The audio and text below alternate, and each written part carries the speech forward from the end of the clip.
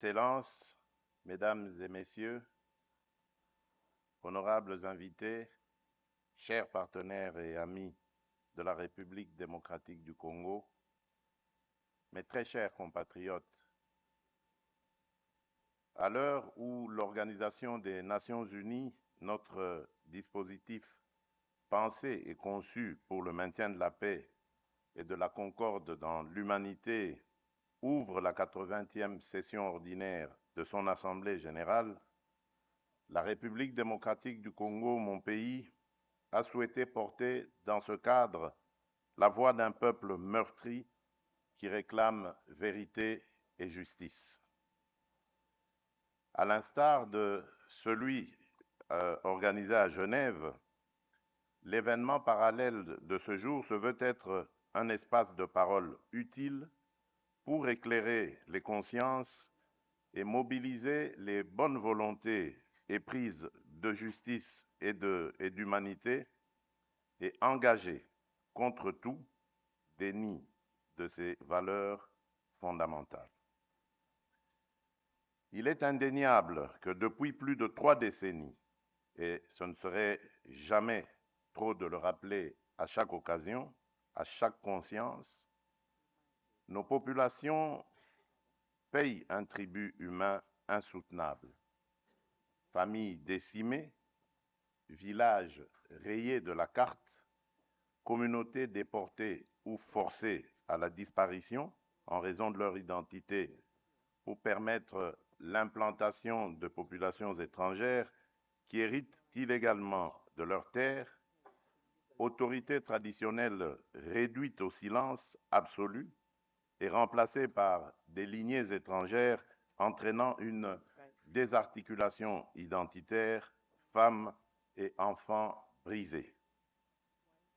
Ces crimes planifiés et systématiques dans leur modus operandi relèvent pour certains actes de la logique et de l'intention génocidaire. Trop souvent, ces tragédies ont été minimisées, relativisées, parfois niées. Nous sommes ici pour briser ce silence, lever le voile et appeler solennellement à la reconnaissance internationale des génocides perpétrés sur le territoire congolais, condition d'une justice qui répare et d'une paix qui dure. Notre plaidoyer se fonde sur des assises juridiques incontestables et sur un corpus de rapports concordants, nationaux et internationaux, qui documentent l'ampleur, la systématicité et l'intention criminelle de ces atrocités. Il ne s'agit pas d'émotion, mais de droit. Pas d'accusation gratuite, mais d'établissement rigoureux des faits. Le débat que nous proposons s'organise autour de 3 axes très concrets.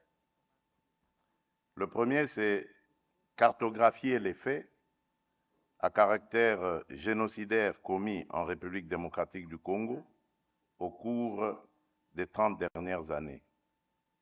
Le second s'agit d'établir l'existence de génocides perpétrés sur notre sol à l'aune des critères reconnus par le droit international. Et le troisième, c'est de mettre en place une architecture de justice transitionnelle adaptée à nos réalités, garantissant vérité, poursuite et réparation. Pourquoi maintenant? Parce que notre génération a la responsabilité de rompre le cycle déni, impunité, récidive. Parce que la prévention exige d'abord la nomination des crimes et la reconnaissance des victimes. Parce que la stabilité de toute une région dépend de la capacité à dire le vrai, à juger le criminel, à réparer l'irréparable et à garantir la non-répétition. À cet égard, nous réaffirmons notre ancrage dans la Convention pour la prévention et la répression du crime de génocide du 9 décembre 1948 et dans l'ensemble des instruments pertinents du droit international. Notre démarche est conforme à ces principes. Elle vise la vérité, elle exige la justice et elle appelle à la réparation. Mesdames et messieurs, notre appel s'adresse à chacun des acteurs ici présents. Aux États, appuyer l'établissement d'un mécanisme international robuste de vérité et de qualification juridique des crimes, assorti de capacités d'enquête, de préservation des preuves et de coopération judiciaire. Aux organes des Nations Unies et aux organisations régionales, conjuguez vos efforts pour garantir la protection des civils aujourd'hui, la justice pour les victimes hier et des garanties crédibles de non-répétition demain. Aux institutions de justice, nationales, régionales, internationales, faites prévaloir la compétence et la complémentarité afin que nulle zone grise ne subsiste pour l'impunité. Et enfin, à la société civile, aux survivants et aux chercheurs, votre travail de documentation, de mémoire et d'accompagnement est la clé qui ouvre la porte de la reconnaissance et de la réparation. Nous vous rendons hommage. Ce combat n'est dirigé contre aucune communauté. Il est mené pour l'humanité. Reconnaître un génocide, c'est protéger l'avenir en refusant l'oubli et le relativisme. C'est aussi accepter que la paix ne se décrète pas. Elle se bâtit sur la vérité et la justice, dans l'esprit de la réconciliation, avec des mesures concrètes de réparation, de mémoire et de réintégration des victimes dans la vie sociale. En ma qualité de président de la République démocratique du Congo, je prends l'engagement de soutenir toutes les démarches sérieuses et crédibles visant à la reconnaissance des génocides commis sur notre territoire, à l'établissement des responsabilités et à la garantie pour les victimes de leur droit à la vérité, à la justice et à la réparation. Notre main reste tendue pour le travail commun. Notre détermination demeure entière. Je forme le vœu, à la suite de Genève, que de New York s'élève une voix claire afin de ne pas oublier, ne jamais répéter, commencer à guérir. Que cette triple exigence irrigue l'action des institutions, inspire la coopération internationale et honore la mémoire de celles et ceux qui ne sont plus de ce monde et qui n'ont jamais que trop longtemps souffert de l'oubli ainsi que de l'indifférence. Je vous remercie.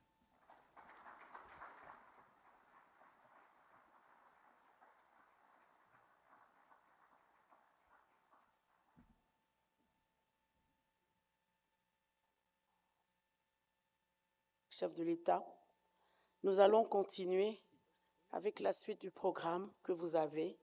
Sur le programme, dans les déclarations inaugurales, nous avons 4 présentateurs. Nous sommes désolés de vous informer qu'il y a 2 personnes qui ne sont pas là.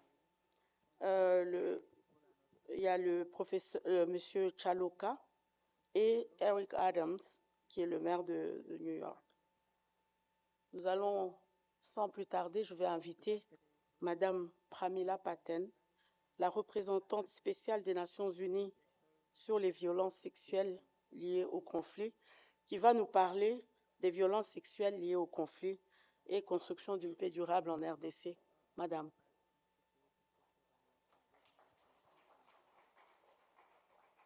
Avec elle, tous les rapports qui viennent directement du terrain des affres.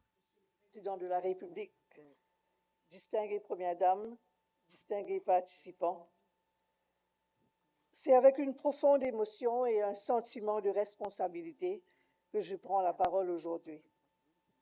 Le 5 septembre, à l'issue de ces travaux entre mars et août 2025, la mission d'établissement des faits du Haut Commissariat des Nations Unies sur la situation dans les provinces du Nord et Sud Kivu a rendu son rapport. Et il a établi que les violences sexuelles ont atteint un niveau d'une ampleur sans précédent, tant dans leur nombre que dans leur nature, par les groupes armés et dans une totale impunité. Les violences sexuelles ont eu lieu principalement sous forme de viols collectifs. Les cas impliquant des enfants ont triplé en un mois. Même si l'accès à Goma lui a été refusé par le commandement du M23, ce qui l'a empêché de visiter les zones contrôlées par ce groupe, la mission a vérifié plusieurs cas de violences sexuelles perpétrés par le M23. Des victimes violées ou violées collectivement chez elles avec leur mère, fille ou sœur. Des filles enlevées et détenues, parfois pendant des semaines, dans des résidences et des hôtels occupés par des membres du M23, où elles ont été soumises à des viols et autres abus de manière répétée. Des viols collectifs des femmes, des hommes, des garçons et des personnes LGBT dans des résidences privées et centres de détention improvisés du M23, ou encore des viols correctifs. Ces actes ont été répétés sur de longues périodes, souvent accompagnés d'autres actes de torture et mauvais traitements physiques et psychologiques, avec l'intention manifeste de dégrader, de punir et de briser la dignité des victimes. Le dernier rapport annuel du secrétaire général pour la période janvier à décembre 2024 et préparé par mon bureau a aussi confirmé que les groupes armés ont utilisé la violence sexuelle comme tactique pour affirmer leur contrôle sur le territoire et les ressources naturelles.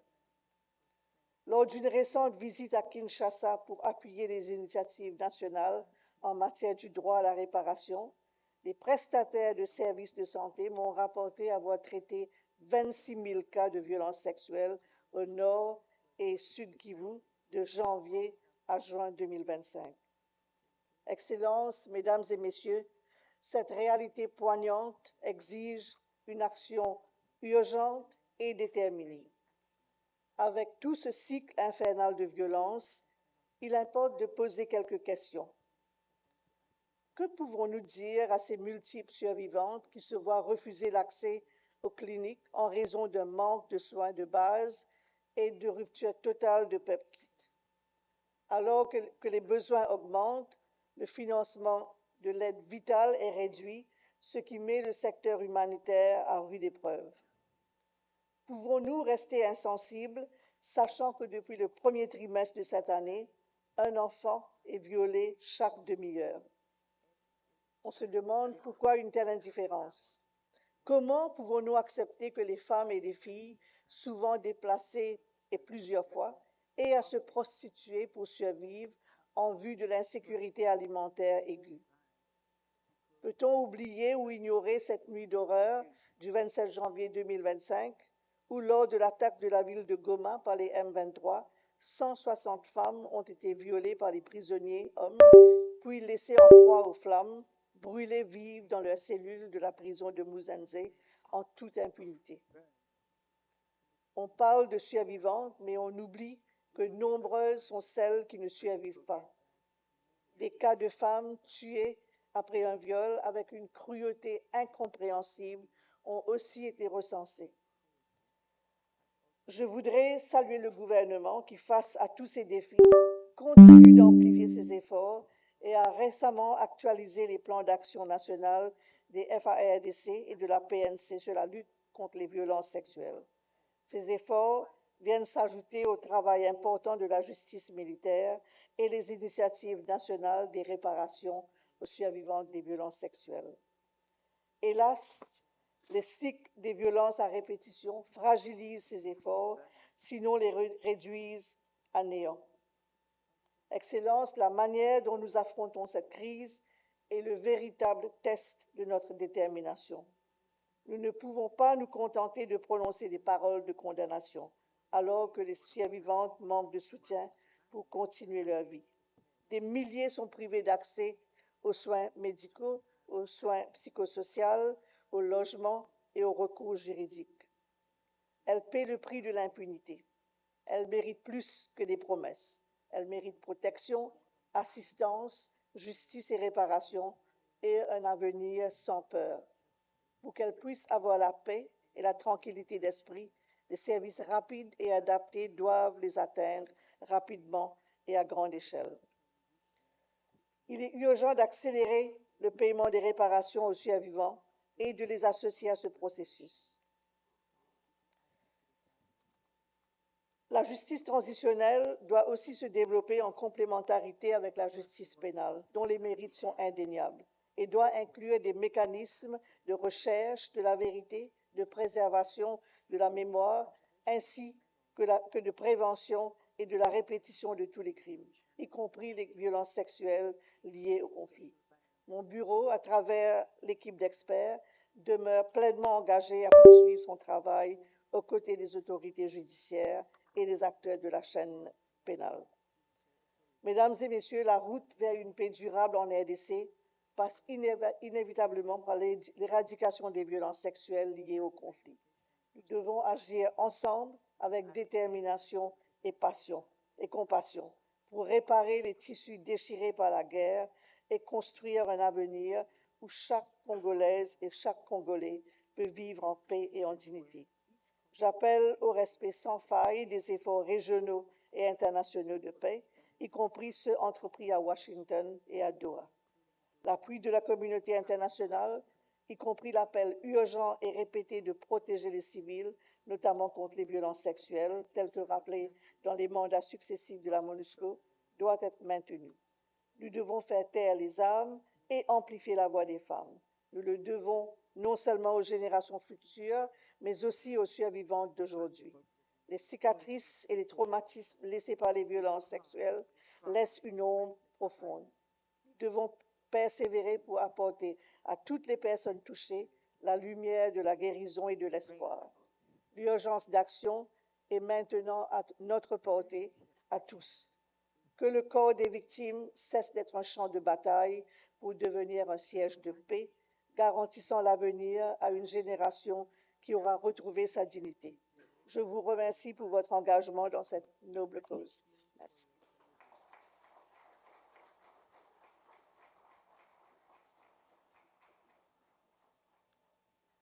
Merci, Madame Patten.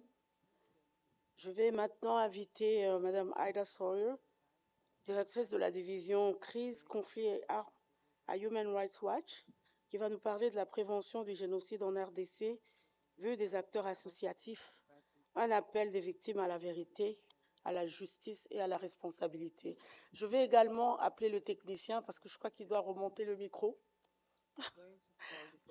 Oui, s'il vous plaît, Madame.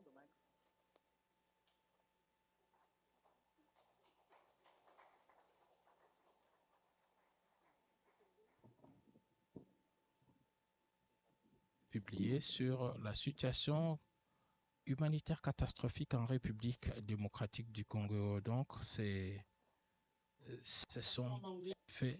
Est-ce qu'on peut distribuer les instruments d'interprétation, s'il vous plaît?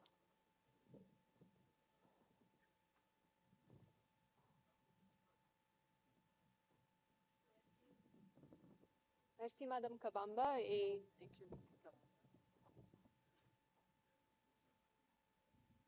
je tiens à remercier Son Excellence le Président Tshisekedi, la distinguée Première Dame, l'ambassadeur Mukongo et Fonarev d'avoir convoqué cette importante réunion aujourd'hui et de m'avoir invité à prendre la parole. This event is coming at a critical time for the people of Eastern Congo, and when the need for meaningful justice is as urgent as ever.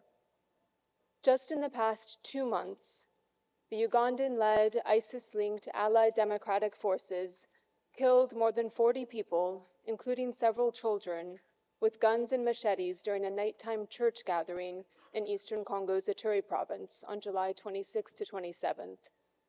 Several other children were abducted and remain missing. ADF fighters later killed at least 40 people, most of them hacked to death, at a funeral ceremony in early September. In North Kivu, the Rwanda-backed M23 armed group summarily executed at least 140 civilians.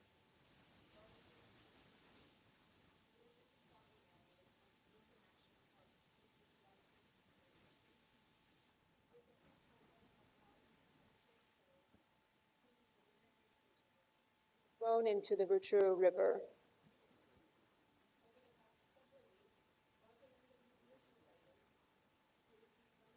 Weapons and ammunition from the Congolese government have harassed, threatened, and abducted and restricted access to services for members of the Banyamulenge community in Uvira and South Kivu.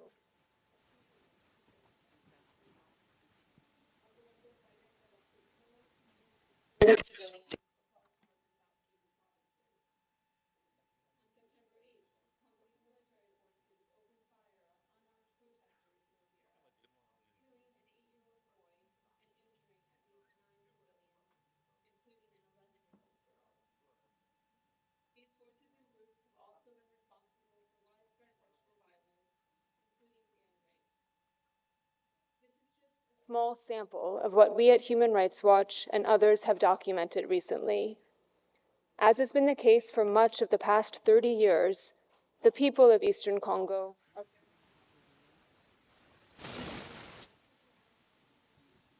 often with little clarity on who is responsible for their safety. Over 6 million people have been forced to flee their homes and are currently displaced. Many children are out of school, while women and girls face a near constant risk of sexual violence and often do not have access to emergency medical care. Despite the abundantly fertile land, Congo has one of the world's most severe food insecurity crises due to the conflict, with over 3 million people in Eastern Congo in the emergency phase of hunger. And while many local organizations are doing heroic work to try to protect and care for their most vulnerable, international funding cuts have had devastating impacts on people's access to desperately needed humanitarian aid, with only 15% of the humanitarian response plan currently funded.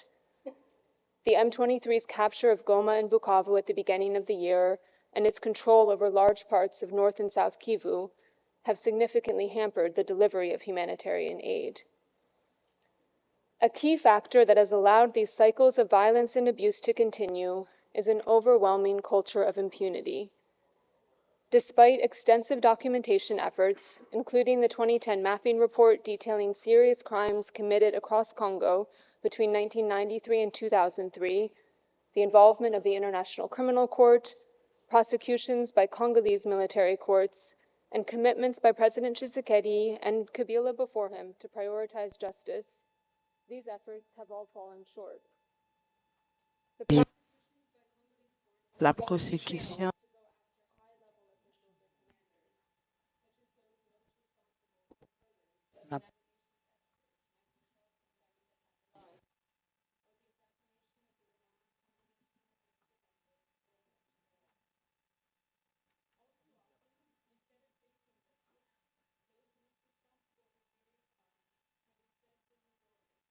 ont plutôt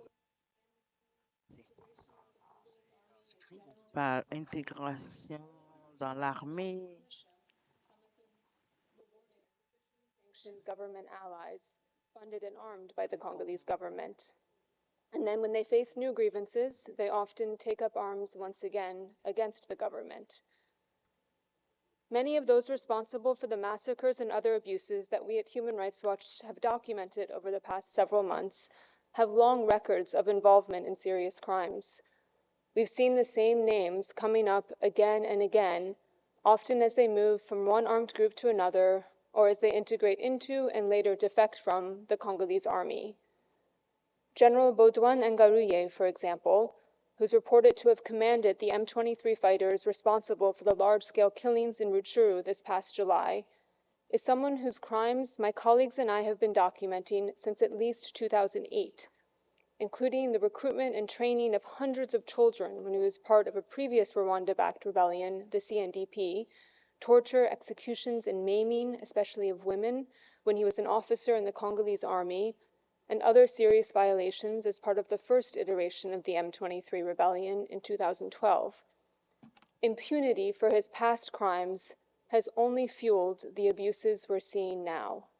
Abus qu'on voit maintenant. As we've seen with Baudouin and Pendant que nous avons vu dans cette trajectoire un autre élément clé est l'implication continue de l'ex-Rwanda dans la région de l'exploitation illicite des ressources naturelles. Aujourd'hui, partie de l'Est du Congo,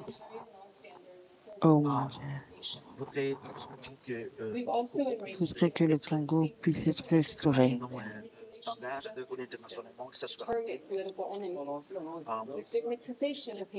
La stigmatisation des gens du Congo de l'Est,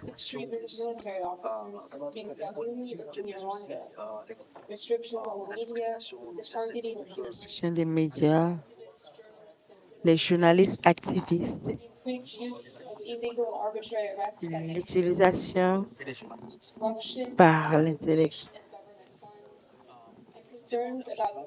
les concerns du manque de crédibilité, le changement de la Constitution. Tous ces facteurs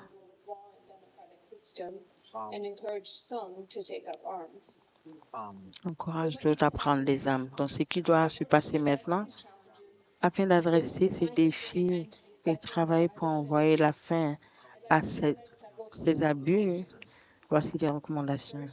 Premièrement, que le Rwanda arrête immédiatement son soutien au M26 et aussi que le gouvernement aussi arrête de supporter les groupes de jeunes, incluant les Rezanado et les FDN. Aussi ceux-là qui supportent les différents éléments de paix. Le gouvernement congolais doit contrairement mettre en place des mécanismes de soutien pour pouvoir arrêter, faire face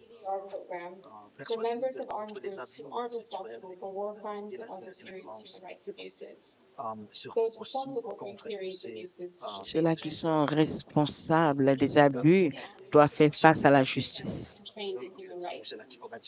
Le gouvernement congolais doit aussi s'assurer que les armées de force protègent les civils et aident à protéger tous les accès des biens.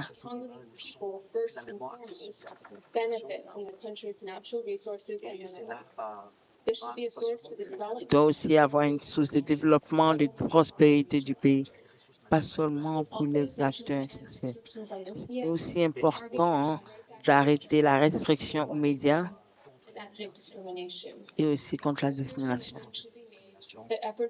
Des efforts doivent être faits, et des efforts ne vont pas être faits pour changer la Constitution et démontrer les prochaines élections. Juste. Maintenant, pour des étapes pour pouvoir affecter. Demander la prostitution domestique. La Cour internationale de justice a investigué depuis 2004 que les investigations ont amené à l'arrestation de 6 suspects. Les droits de l'homme ont demandé à non seulement adresser la responsabilité des comptes pendant des années, mais aussi les crimes des supérieurs gouvernements. Lors de 2023, qui a annoncé l'année dernière pour arrêter l'instabilité au Congo, aussi au nord du Kivu, de 2022. advance justice, but there are serious C'est un limitations, record pour pouvoir avancer la justice, including because mais il y a des there are limitations à ce qui peut être accompli criticized efforts to undermine its parce mandate. que des efforts To address politiques these threats, sont menés pour pouvoir to speak out against the mounting assault by the United States against the ICC and those seeking justice before it, and to urge the U.S. government to revoke its sanctions regime. nous demandons au gouvernement They should also take concrete steps such as blocking legislations that aim to minimize the effects of extraterritorial sanctions by prohibiting compliance with those sanctions in order to ensure the court continue its critical work for justice. c'est quoi la clause Next, on domestic prosecutions. sur la protection These courts prosecution domestique. done important work Les in the last 20 Congolais, years. Thanks to the support of the UN, civil society, grâce au support de l'ONU, judgments il have y a plus de 130 régimes qui ont été faits pour les cas internationaux au Congo.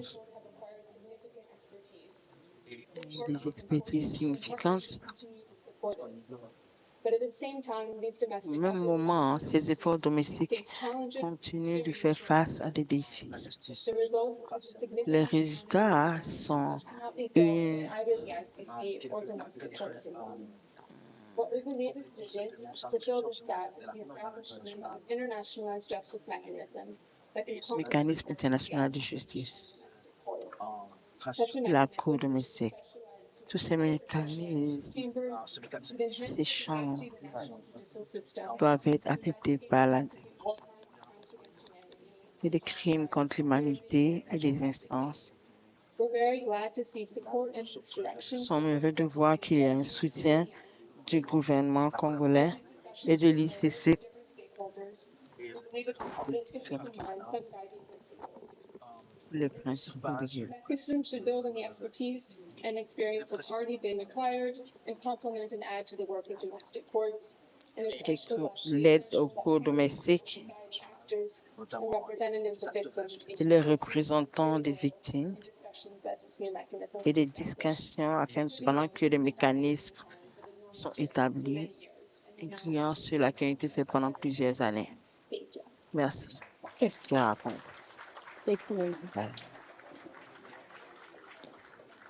Thank you, Ms. Sawyer.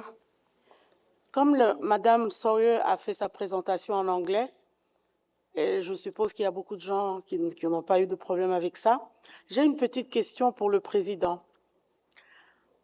En 2023, février 2023, j'étais à Cape Town où j'ai assisté à la conférence minière.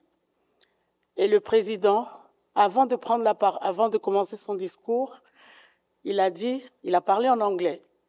Il a dit, My English is not very good. Mais soon it will be good. Maintenant, je demande au président, après 2 ans, how is your English?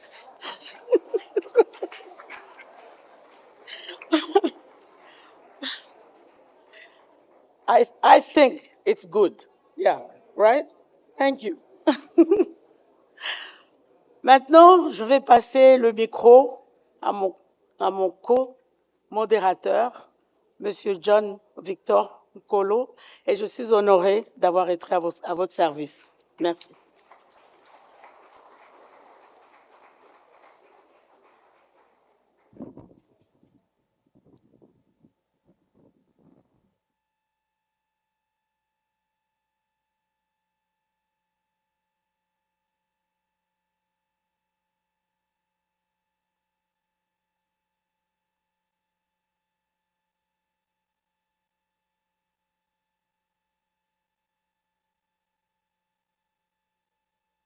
Pratique du Congo, Madame la représentante spéciale du secrétaire général, Excellences, Mesdames et Messieurs, je m'appelle Jean-Victor Nkolo et j'ai le privilège et l'honneur d'être ici aujourd'hui et de prendre la suite de ma sœur Margaret Kabamba. Et j'aurai beaucoup de peine à exceller dans son art. Nous allons, pour des questions de temps, devoir prier tous ceux qui attendaient de visionner la vidéo sur le Génocoste, de se retrouver sur les plateformes des institutions qui ont été impliquées dans l'organisation de cet important événement, car nous n'aurons malheureusement pas le temps ici d'en faire la projection. Nous allons donc ouvrir très rapidement le panel de haut niveau. Et sans plus attendre, je vous prie d'écouter avec la plus grande attention quelqu'un de très important qui va nous parler des faits. Dans notre métier de la communication, il y a le commentaire et les faits. Et ici, le professeur Isidore Ndaiwel va évoquer l'histoire des massacres et aperçu de la cartographie des faits génocidaires en RDC de 1993 à nos jours. Mesdames et messieurs, je vous prie de bien vouloir accueillir le professeur Isidore Ndaiwel.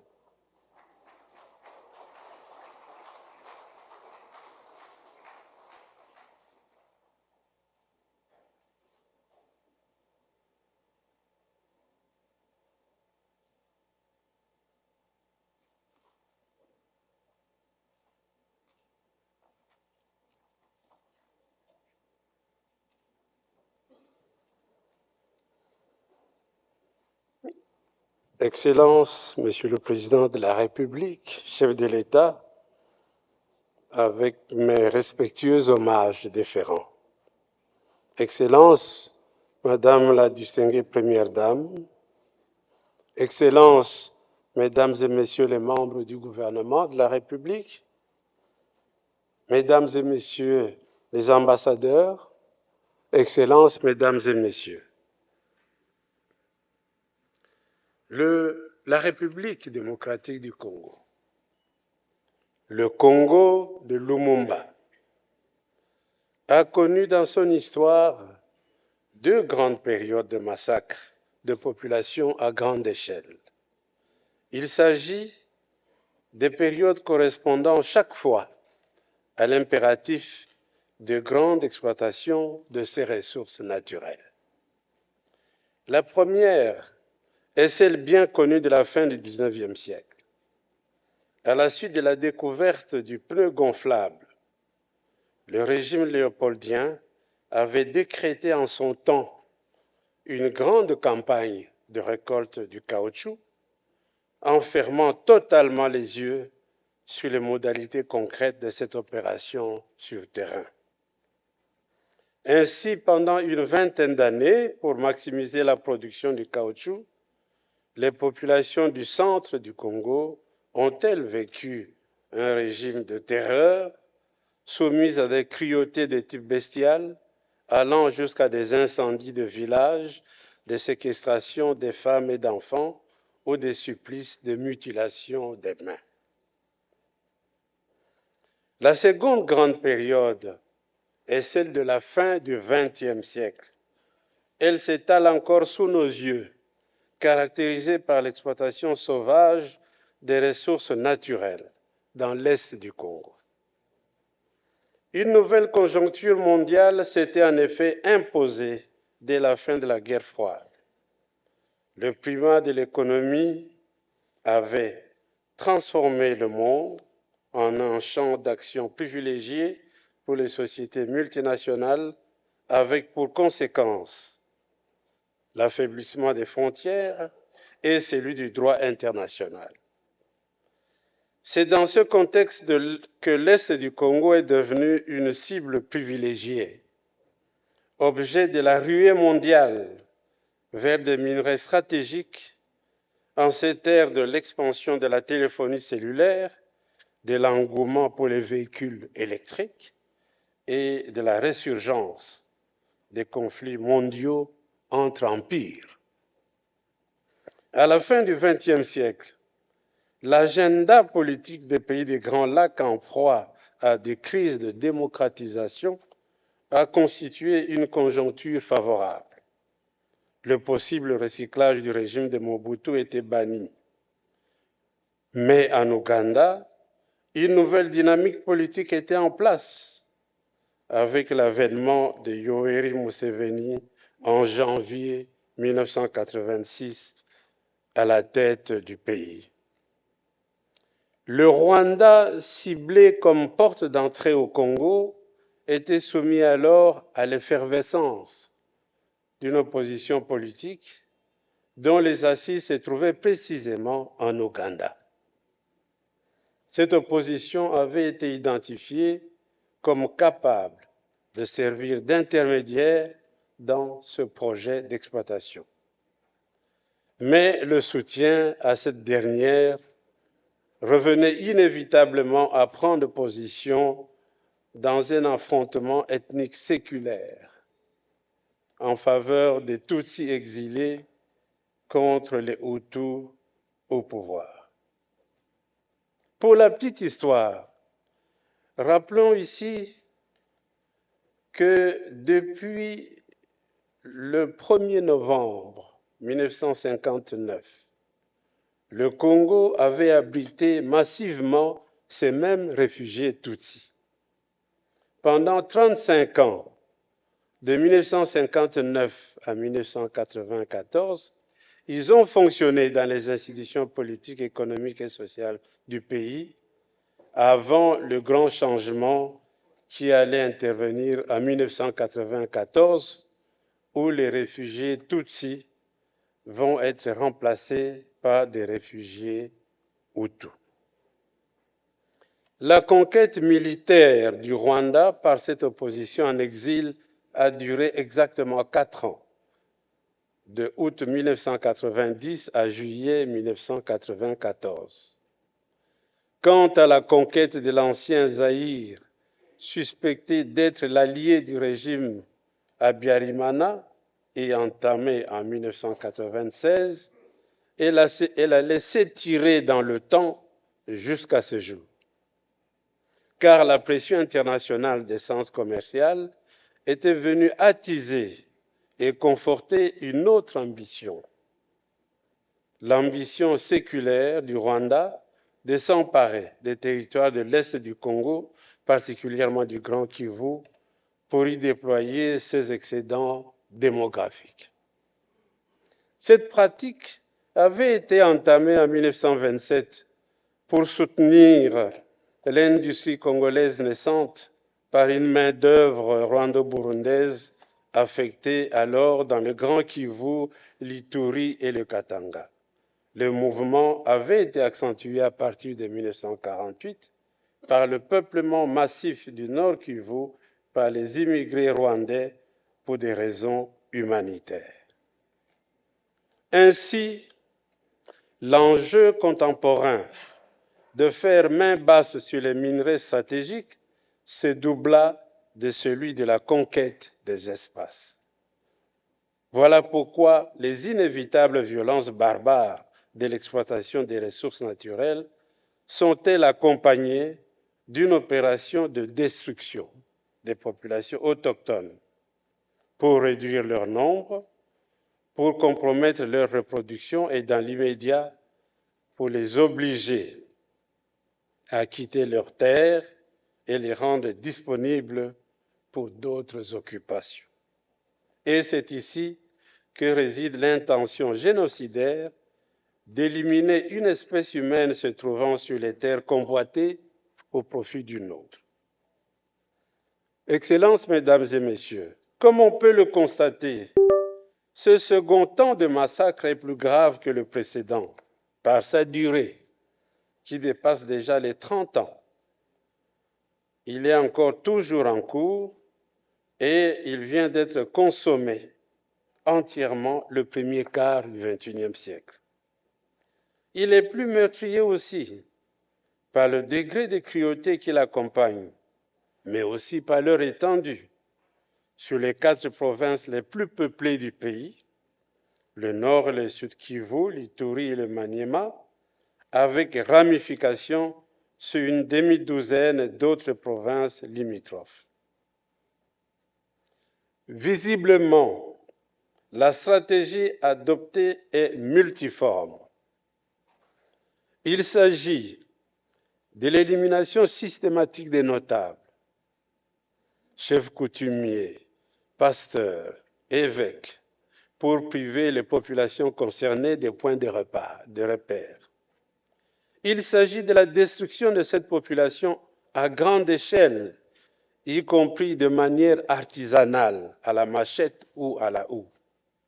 Il s'agit de la combinaison de ces massacres avec des tortures afin d'amener les populations concernées à abandonner massivement leurs habitations et à fuir. Il s'agit de la multiplication des blessures psychologiques par des spectacles de terreur insupportables parce que contre nature. Il s'agit enfin de l'utilisation systématique du viol comme arme de destruction massive, y compris le viol des fillettes, de bébés ou de femmes âgées.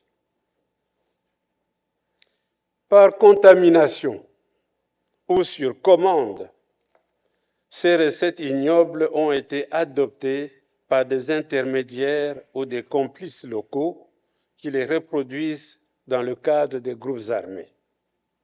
De là se réalise peu à peu une sorte de pédagogie de la violence à base de cruautés inédites qui envahit l'ensemble du pays, y compris les provinces de l'Ouest et du Centre.